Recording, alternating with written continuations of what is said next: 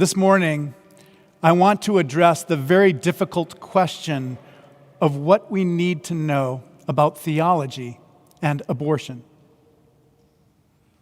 Most of us know a draft opinion from the Supreme Court became public 2 weeks ago, and since then we learned that the majority of justices had privately voted to strike down Roe v. Wade. And since then, we've heard many legal, moral, legislative, and even medical opinions. But what do these events mean to us as people of faith? Now, I definitely don't pretend to have all the answers on this or to even really understand the issues in the way that I might. But I hope that by sharing my own struggles and questions about this issue, that it might be helpful for you as you come to your own theological conclusions. Old Puritan sermons used to have a 3-part structure. The first part was called the text on the doctrine. On the text, it was about the biblical scripture readings. The second part was called doctrine, and it was about the ideas that arise out of those readings. And the third part was application, how it applies to our ordinary life. So I'm going to begin with the text. John of Patmos was living in exile, and he had a vision. He had an idea of what all creation is striving for. It's the ultimate big picture. He imagines that all creation is striving for a new heaven and a new earth. And then he adds a puzzling phrase. And the sea will be no more. Now, when I mentioned this at the 8:30 service, someone started laughing because they know how much I like to surf, and a new heaven and a new earth without surf just they thought would be too disappointing for me.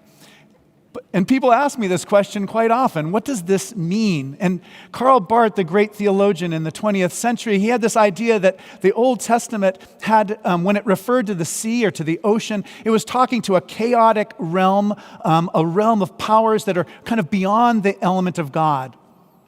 But my friend Herman Waitchen, the New Testament scholar, explains this in a way that I find much more compelling. He says that there's such a thing as the order of separation. That order of separation, that is what divides us from them. It stands for why we experience life as opposition and conflict against others, rather than as an experience of unity and harmony. God moves us toward the intimacy our hearts long for. God helps us to overcome the order of separation. Now, this morning we have 2 other stories. You're not really supposed to preach about all 3, but I couldn't resist. The 2 other stories have to do with Peter and with his confrontation with the order of separation. Now, unlike the other Gospels, in the Gospel of John, the last story of Jesus' last night with his disciples isn't primarily about the meal that they share together. It's not really about the Eucharist. There's 2 long narrative speeches in there, but the whole story is really about a single action that's so easy for all of us to understand.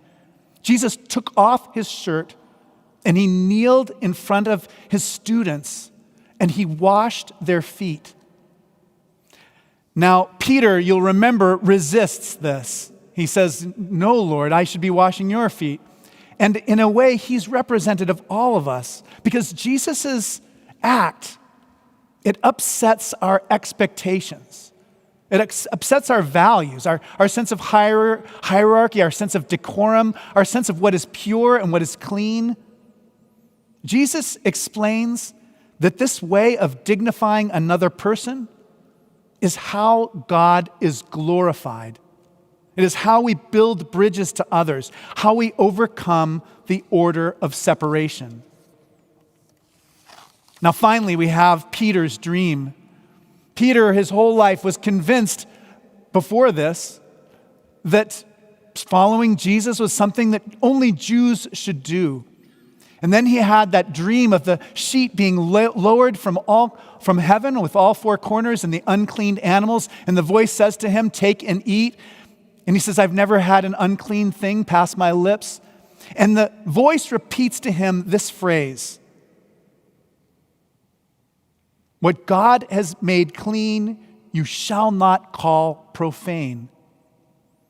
So God invites Peter to move beyond his preconception and to begin to share meals with Jews and non-Jews, and to recognize those non-Jews as holy. And Peter so memorably says at the end, "Who was I that I should hinder God?" So how do we approach abortion in the spirit of overcoming the order of separation, in the attitude of someone kneeling to wash the feet of another person, in a world where God is challenging our vision of what is clean and what is pure?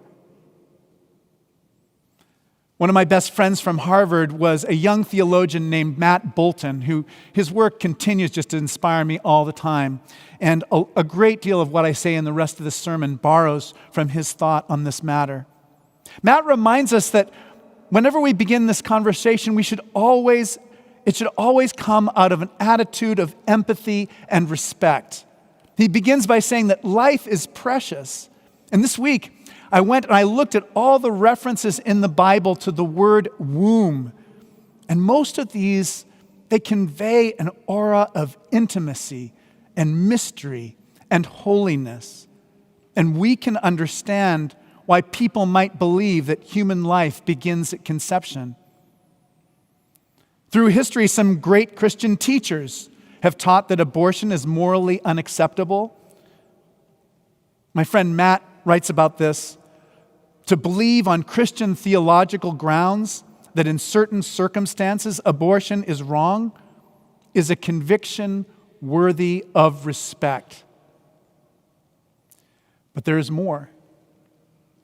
Life is precious, and a pregnant person's life is precious too.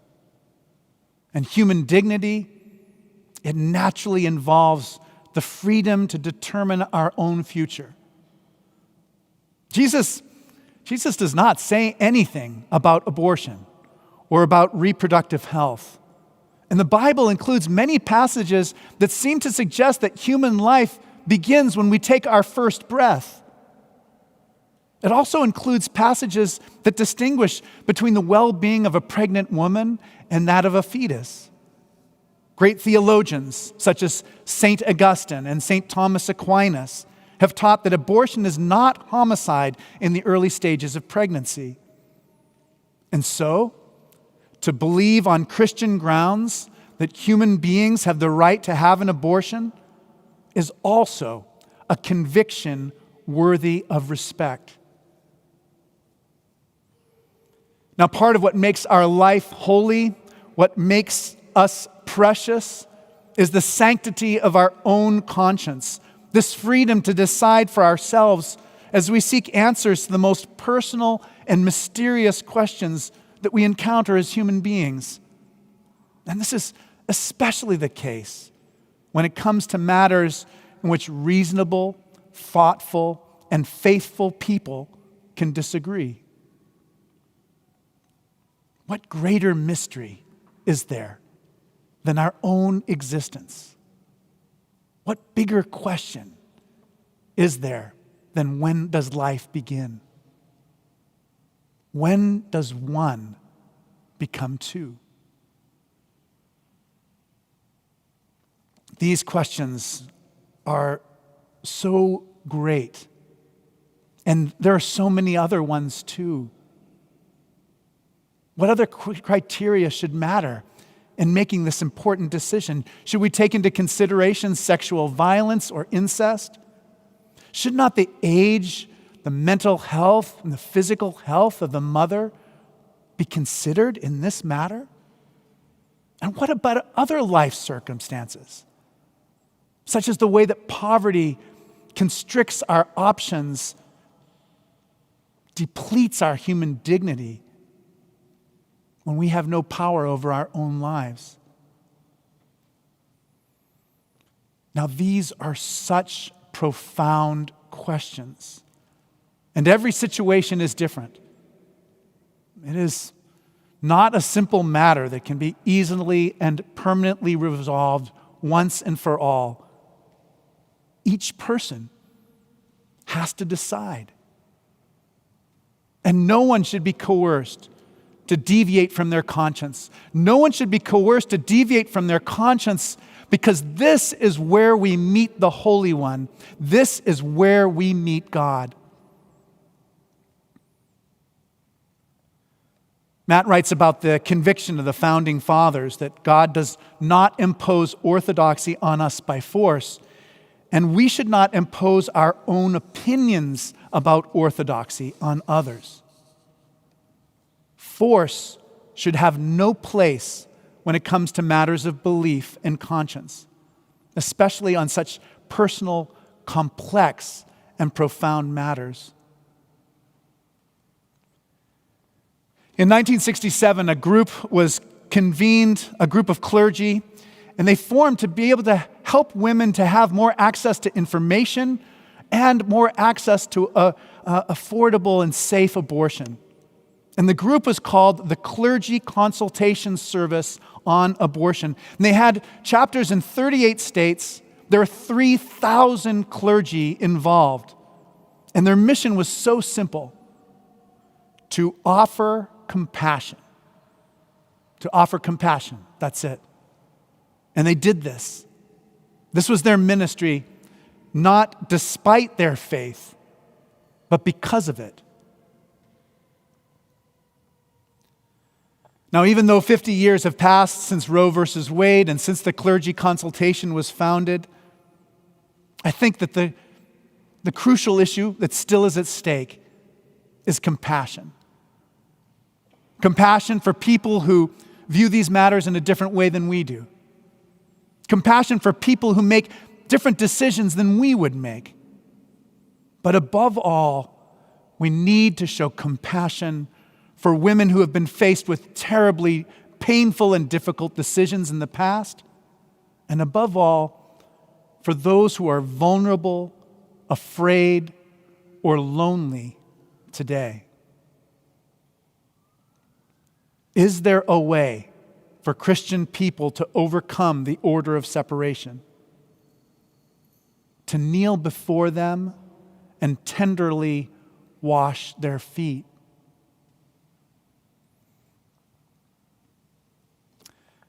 My last section is relatively shorter. Compassion needs to be our guide as we try to understand what to do about abortion, but it also should direct us in almost everything else that we do. Psychologists point out that we are constantly making comparisons with other people. We're constantly asking the question subconsciously of whether they fit in our group. We just do this by nature. But we have a chance to know and be smart about how we respond to this subconscious impulse. And this is part of the reason why abortion is such a difficult issue.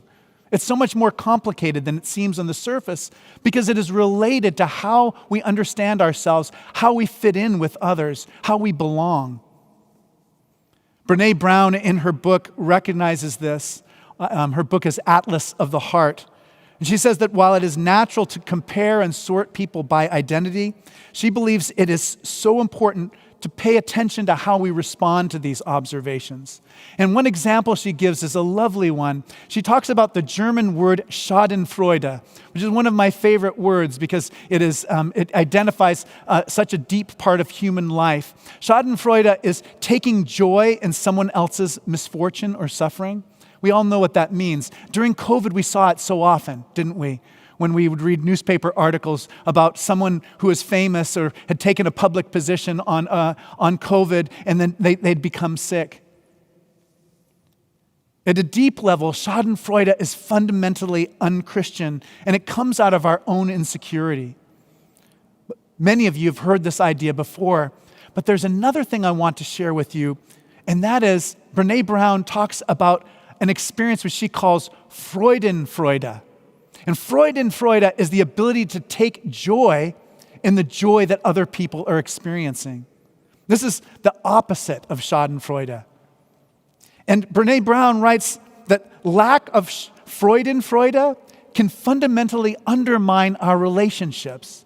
That we all need someone who will rejoice in the things that we rejoice in. And she pictures this when she describes it to children as putting out your hands flat, and imagine your flame in the middle of your hands, and this is how you go. And she says, watch out for the people who try to blow your flame out. Stay away from those people. And she said, instead, seek out the people who are going to cup their hands around your flame so that the wind won't blow it out. Abortion is such a complicated issue. And this mystery about the beginning of life has come to be surrounded by such fear and anger in our time.